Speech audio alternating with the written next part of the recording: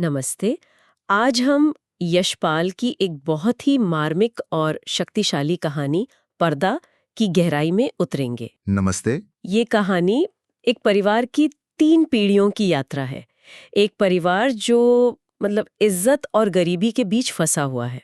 हमारे पास जो स्रोत है वो कहानी का पूरा पाठ है और आज हमारी पड़ताल का मकसद ये समझना है कि कैसे समाज में सम्मान का एक प्रतीक, एक मामूली सा पर्दा किसी व्यक्ति और उसके परिवार के लिए वजूद की लड़ाई बन जाता है। बिल्कुल।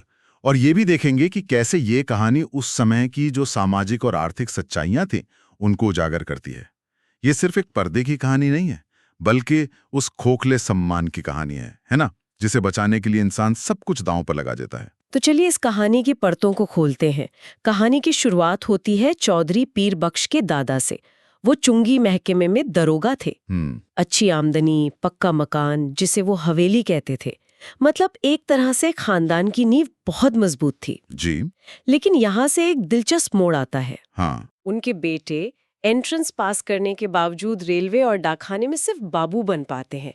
तनख्वाह 30-40 रुपए। और दादा को इस बात का अफसोस भी था। वो कहते थे कि उनके जमाने में मिडिल पास लोग डिप्टी कलेक्टर बन जाते थे। सही बात है। यहाँ जो फैसिनेटिंग बात है वो है बदलता हुआ वक्त और शिक्षा का घटता हुआ मूल।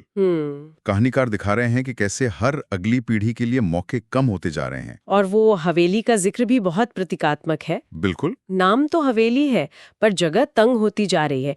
दादा के बाद मेहमानों के लिए जो बैठक थी वो भी जनाने में शामिल हो जाती है। और ड्योढ़ी पर एक पर्दा लटक जाता है। हाँ। यह परिवार के बाहरी दुनिया से सिकुड़ने का आप कह सकते हैं पहला संकेत है। और वो पर्दा भी कोई मामूली नहीं, पहले तो बढ़िया किस्म का था। जी। फिर जब 2 भाइयों में बंटवारे की नौबत आई तो पुराने पलंग की रंगीन दरिया एक के बाद एक पर्दे के तौर पर इस्तेमाल होने लगी। इज्जत बनाए रखने का एक जुगाड़। बिल्कुल। अब आते हैं कहानी के मुख्य पात्र चौधरी पीर बख्श पर।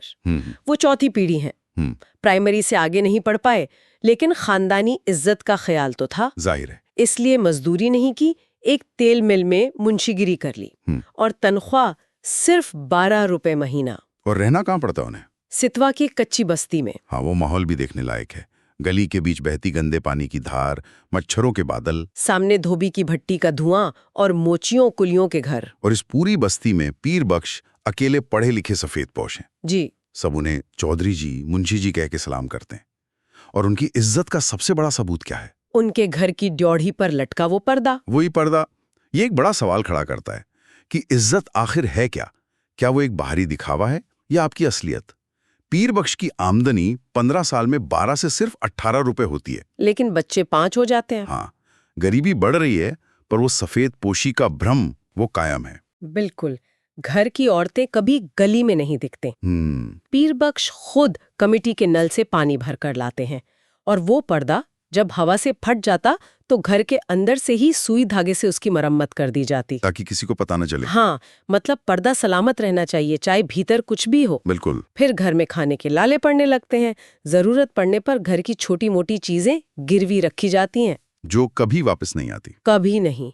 और फिर कहानी में एंट्री होती है पंजाबी साहूकार बबर अली खान की। पीर बख्श, जो खान को शैतान समझते थे, मजबूरी में उसी से 4 रुपए कर्ज लेते हैं। 4 आना महीना ब्याज पर। सोचिए। देखिए, ये कहानी का टर्निंग पॉइंट है। अब तक इज्जत एक आंतरिक संघर्ष थी। सही। अब वो बाहरी हमले का सामना करती है। पीर बख्श को सबसे ज्यादा डर इसी बात का है कि अगर किश्त नहीं दे पाए तो खान दरवाजे पे आकर बेइज्जती करेगा। हाँ। उनका सारा सम्मान उस पर्दे के पीछे छिपा है और खान उस पर्दे के बाहर खड़ा है। और होता भी वही है। महंगाई बढ़ जाती है, घर में बीमारी आ जाती है। पीर बख्श 7 महीने जैसे तैसे किश्त देते हैं लेकिन फिर हिम्मत हार जाते हैं। जी। 7 तारीख को खान आता है। पीर बख्श अल्लाह की कसमें खाकर दाढ़ी छूकर मोहलत मांगते हैं और खान गुर्राता हुआ चला जाता है। लेकिन अगले महीने वो सुबह सुबह याद धमकता है। हाँ। यहाँ पीर बख्श का डर देखने लायक है। वो बहाना बनाते हैं कि मालिक बाहर गया है इसलिए तनख्वाह नहीं मिली। और खान धमकी देकर जाता है। वो कहता है 4 रोज में रुपया नहीं देगा तो अब तुम्हारा कर देगा। वो अधूरा वाक्य पीर बख्श के दिमाग में किसी भी पूरी गाली से ज्यादा खौफ पैदा करता है। अब कहानी अपने चरम पर पहुंचती है। जी। पीर बख्श पैसे का इंतजाम नहीं कर पाते। खान वापस आता है और इस बार वो बहुत गुस्से में है। वो दरवाजे पर लटकी उस पुश्तैनी दरी वाले पर्दे को डंडे से ठेल ठेल कर गालियां देता है। और पीर बख्श बाहर आते हैं, खान के घुटने छूकर मिन्नतें करते हैं। बिल्कुल। यहाँ पर इज्जत और गरीबी का जो टकराव है वो साफ दिखता है। खान चिल्लाता है। क्या कहता है वो कहता है पैसा नहीं है तो घर पर पर्दा लटका के शरीफ ज़्यादा कैसे बनता है। वो कहता है कुछ तो भी दो एम नहीं जाएगा। ये तो उस दिखावे पर सीधा प्रहार है। बिल्कुल। खान को पता है कि इस पर्दे के पीछे कुछ नहीं है और वो उसी को निशाना बनाता है। वो यहाँ तक कहता है तुम्हारा खाल से तो ये टाट अच्छा। बाप रे। मतलब पीर बख्श के शरीर की कीमत उनके पर्दे से भी कम। और फिर वो पल आता है जो सब कुछ बदल देता है। खान गुस्से में ड्यूटी पर लटका दरी का पर्दा झटक कर खींच लेता है और पर्दे के हटते ही ऐसा लगता है जैसे पीर बख्श के जीवन की डोर टूट गई हो। वो जमीन पर गिर पड़ते हैं। वो सिर्फ बेहोश नहीं हुए, नहीं, उनका वो पूरा वजूद जो उस पर्दे के सहारे टिका था वो ढह गया। और पर्दे के पीछे का दृश्य, अगर हम इसे बड़े पैमाने पर देखें तो यह सिर्फ एक कपड़े का हटना नहीं है, ये एक सामाजिक नकाब का उतरना है। पर्दे के पीछे का दृश्य तो दिल दहला देने वाला है। क्या दिखता है? घर की औरतें और लड़कियां आंगन के बीच में कांपती हुई खड़ी हैं। उनके शरीर पर इतनी छीथड़े हैं कि वो उनके 1/3 अंग भी नहीं ढक पा रहे हैं। पर्दा हटते ही वो ऐसे सिकुड़ जाती हैं जैसे उनके शरीर से कपड़े खींच लिए गए हों। क्योंकि वो पर्दा ही उनके शरीर का वस्त्र था। हाँ, वो पर्दा ही तो घर भर की औरतों के शरीर का वस्त्र था। इस नग्नता को देखकर भीड़ भी घृणा और शर्म से आंखें पेर लेती है।